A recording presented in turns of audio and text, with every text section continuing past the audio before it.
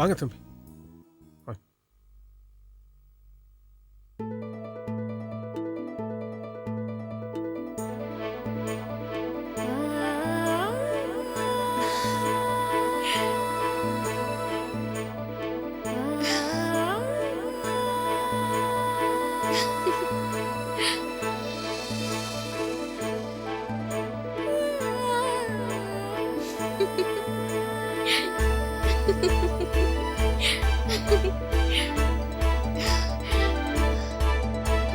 வாப்பா, உள்ள வா.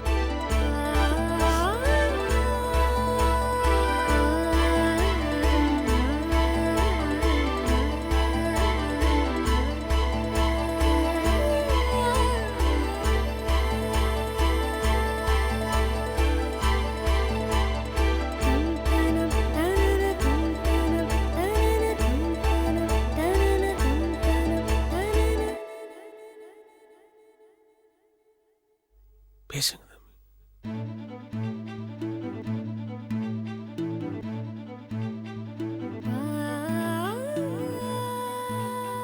மீனா, அத்தை, என்கிட்ட யாரும் பேச வேண்டாம்னு சொல்லுங்க. என்ன மீனா இது? சிவா எப்போ வருவான்னு பரிசல் துறைய கதின்னு காத்துக்கிட்டு இருந்த. இப்ப நீ நினைச்ச மாதிரியே வந்து நிக்கிறா. இப்ப என்னடானா இப்படி முரண்டு புடிச்சிட்டு நிக்கிறியே, இதெல்லாம் நல்லவாமா இருக்கு? அப்போ இவர் பண்றது மட்டும் நல்லா இருக்கா அத்தை?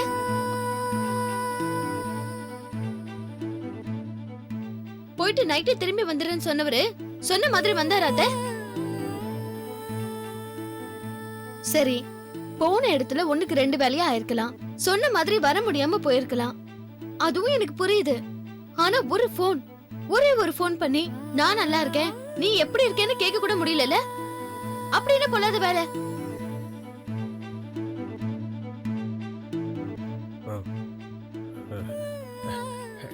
என்ன மீனா, அவனை பத்தி நல்லா தெரிஞ்ச நீயே இப்படி பேசினா எப்படிமா? இது என்ன இப்போ முதல் தடவையா நடக்குது சொல்லு? இதோ 2 நாளா வந்துடுறேன்னு சொல்லிட்டு போறதும் 2 மாசம் கழிச்சு திருப்பி வரதும் சகஜம் தானம்மா? மாமா, இதெல்லாம் இதுக்கு முன்னாடி வேணா சகஜமா இருந்திருக்கலாம். ஆனா என்னைக்கு இவர் என் கழுத்துல தாலி கட்டினாரோ அன்னில இருந்து இவரோட நல்லது கெட்டது எல்லாமே எனக்கு தெரியணுமா இல்லையா?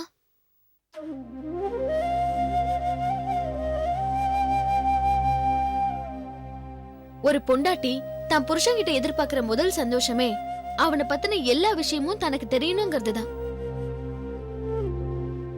இவர் எங்க இருக்காரு, எப்படி இருக்காரு, என்னைக்கு வருவாருன்னு தெரியாம தினமும் நான் தவிச்சு தவிப்பு இருக்கேன்.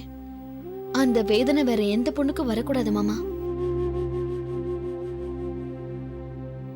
ஒவ்வொரு நாளும் இவர் வருவாருங்கிற நம்பிக்கையோட விடியறதும் இவர் வரலையேங்கிற ஏக்கத்தோட முடியறதும் ரொம்ப கொடுமை மாமா.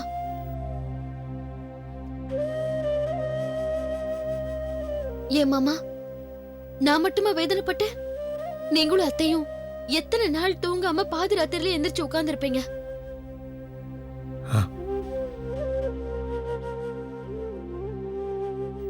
எங்க உங்க வேதனை எனக்கு தெரிஞ்சா நான் இன்னும் வருத்தப்படுவேணும்னு நினைச்சு நீங்க 2 பேரும் உங்க வேதனையை உள்ளுக்குள்ளேயே மறைச்சு எத்தனை நாள் சிரிச்சிட்டு இருந்தீங்க.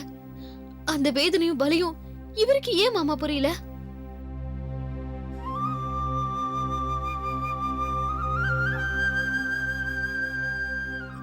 நீ கேக்குறதெல்லாம் எல்லாம் நியாயமான கேள்விதான். ஆனா இதுக்கெல்லாம் என்கிட்ட எந்த பதிலும் இல்லை. சென்னைக்கு போனதும் சில தவிர்க்க முடியாத வேலைகள் வந்துச்சு. அதெல்லாம் விட்டுட்டு என்னால வர முடியல. ஆனா அங்க இருந்த ஒரு நிமிஷமும் நான் உன்னதான் நினைச்சிட்டு இருந்தேன். இப்ப கூட நான் வந்தது இங்க தங்குறதுக்காக இல்ல, உன்கிட்ட சொல்லிட்டு போறதுக்காக தான். புதுசா ஒரு ஃபேக்டரி ஆரம்பிக்கிறது சம்பந்தமா ஒரு 3 மாசத்துக்கு சில வெளிநாட்டுக்கெல்லாம் போக வேண்டியது இருக்கு. எல்லா ஏற்பாடுகளும் ரெடி. இப்போ உன் சம்மதம் மட்டும்தான் தேவை.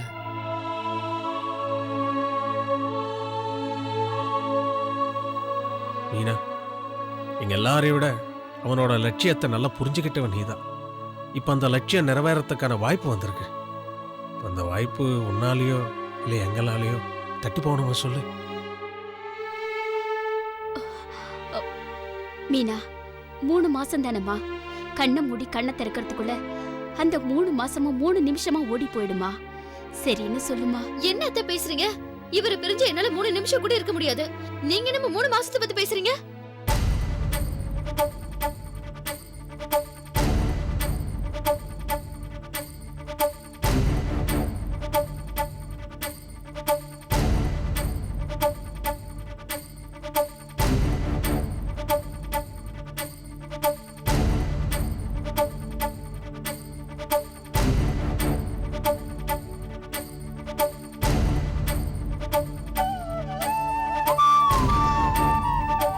சரி மாமா, நீங்க போயிட்டு வாங்க.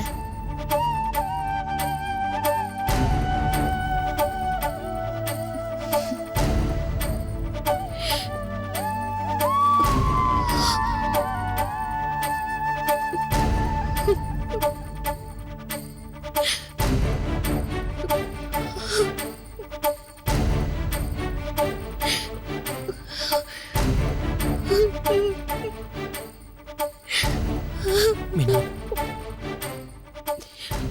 உங்க நினைப்பு என் மனசுல இருக்கு மாமா. அது ஒரு 3 மாசத்துக்கு தாங்கும். ஆனா அதுக்கப்புறம் ஒரு நிமிஷம் கூட என்னால உங்களை பிரிஞ்சிருக்க முடியாது. அதுக்குள்ள வந்துருங்க மாமா.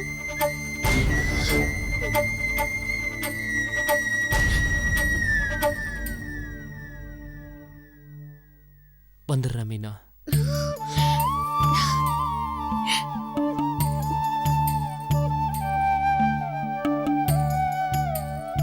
அப்போ நான் கிளம்புறேன். இருங்க மாமா, உங்களுக்கு பிடிச்சதெல்லாம் சமைச்சு வச்சிருக்கேன், சாப்பிட்டு போலாம். இல்ல மீனா, வேண்டாம். சிவா, ஆசை ஆசையா உனக்காக சமைச்சு வச்சிருக்கா. சாப்பிட்டு போப்பா.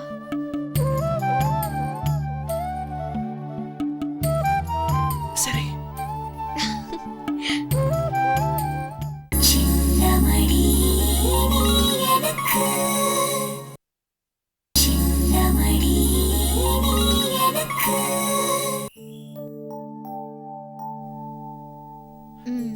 போதும் போதும். ஹோட்டல் சாப்பாடு சாப்பிட்டு சாப்பிட்டு உங்க வயிறு சுருங்கி போயிருக்கும். அதனால போதும் சொல்லாம நான் போடுற வரைக்கும் ஒழுங்கா சாப்பிடுங்க. போதும் மீனா, போதும். சாப்பிடுங்க மாமா.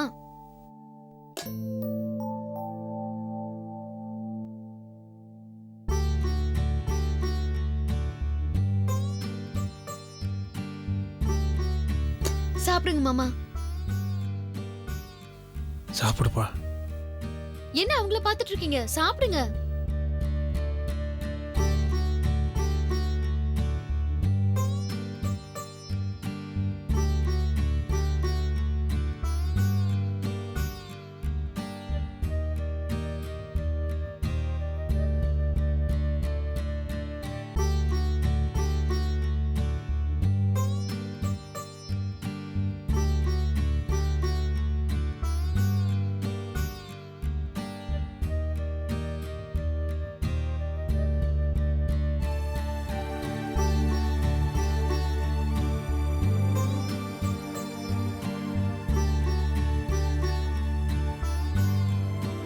என்ன மாமா இது?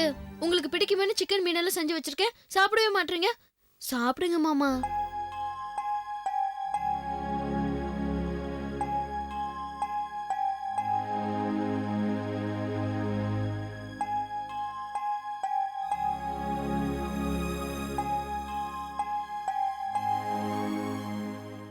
நல்லதா மாமா செஞ்சு வச்சிருக்கேன், தைரியமா சாப்பிடலாம்.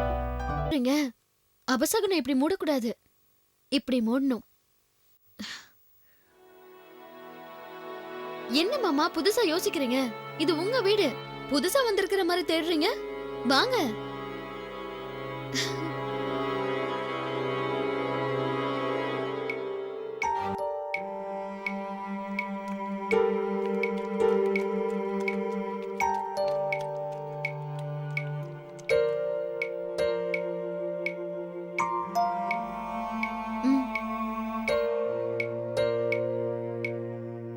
என்ன மாமா, உங்களை கோச்சிக்கிட்டேன்னு என் மேல கோவமா?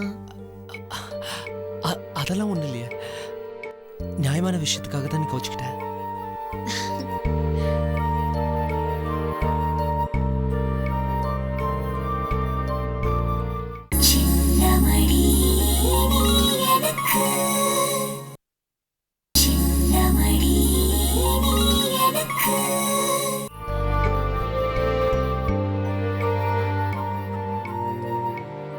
பாப்பா உட்கார் உட்கார். ஏய், ரொம்ப தயங்கி தயங்கி சாப்பிட்டீங்களே, சாப்பாடு உங்களுக்கு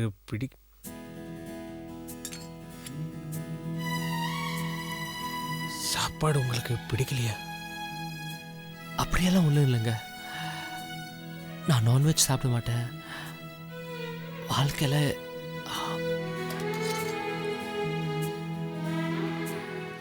வாழ்க்கையில் முதல் தடவை எப்போதான் நான்வெஜ் சாப்பிட்ருக்கேன்.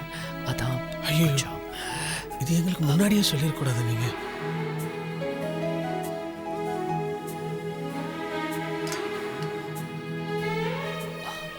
பரவாயில்லைங்க சார். நான் உனக்கு கேட்டா தப்பா எடுத்துக்க மாட்டீங்கல்ல? என்ன தம்பி இது, நீங்க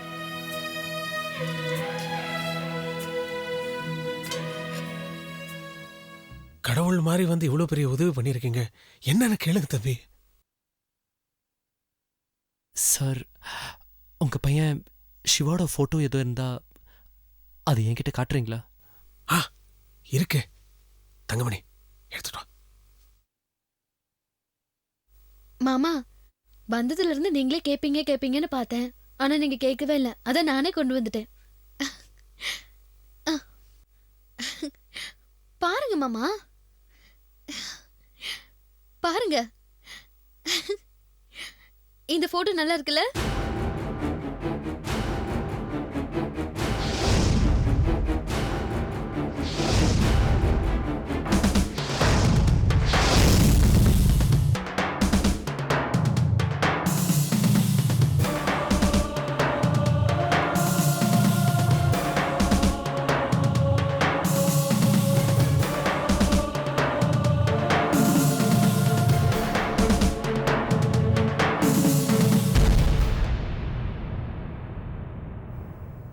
என்ன மாமா அப்படி பாக்குறீங்க? போட்டோல இருக்கிறது நீங்க தானே, உங்களுக்கே சந்தேகமா இருக்கா?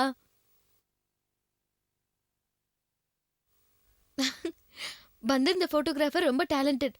அதான் உங்களையே அழகா காமிச்சிருக்காரு. இந்த போட்டோல நீங்க பாருங்களேன் எப்படி இருக்கீங்கன்னு.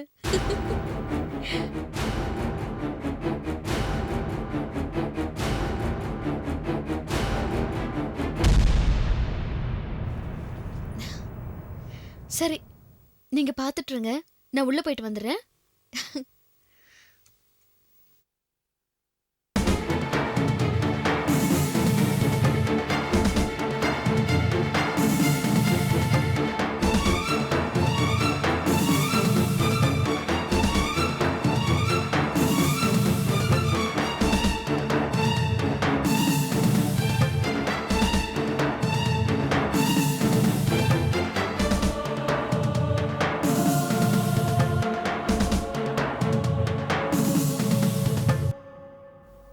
யார் பத்த பிள்ளையோ நீங்க, எங்க வேதனையை நினைச்சு கண் கலங்குறீங்களே.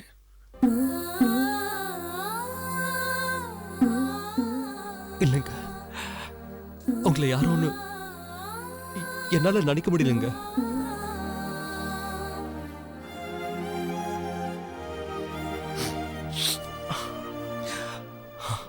இது என்னோட சொந்த வேதனையாதான் எனக்கு தோணுது.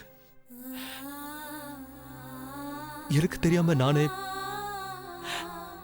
இங்க இன்னொரு வாழ்க்கை வாழ்ந்துருக்கணும்னு என் மேல எனக்கு சந்தேகம் வருது. என்னால நம்ப முடியலங்க. எல்லாமே நடந்ததாச்சப்பா, நம்பிதான் ஆகணும். நீங்க ஆல்பத்துல கடைசியா பார்த்த போட்டோ தான் என் பிள்ளையோட கடைசி போட்டோ. அந்த போட்டோ எடுத்த முடிச்ச அடுத்த நிமிஷமே சென்னையிலேருந்து ஃபோன் வந்தது. சாவே ஃபோன் பண்ணி கூட்டிட்டு போன மாதிரி.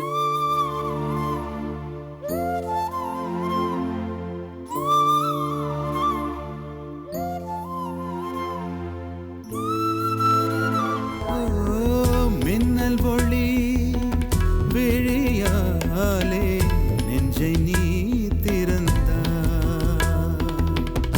சின்ன சின்ன ஊடலோடு சிரிக்க ஏன் மறந்தாய்? கண்ணில் நிறைந்த கன்னி தமிழே உள்ளம் கலங்காதே. கண்ணில் நிறைந்த கன்னி தமிழே உள்ளம் கலங்காதே. உன்னையல்லாமல் வேறு உறவும் என்னை சேராதே. காற்றும் நானும் காத்து கிடந்த தனிமை தீவினிலே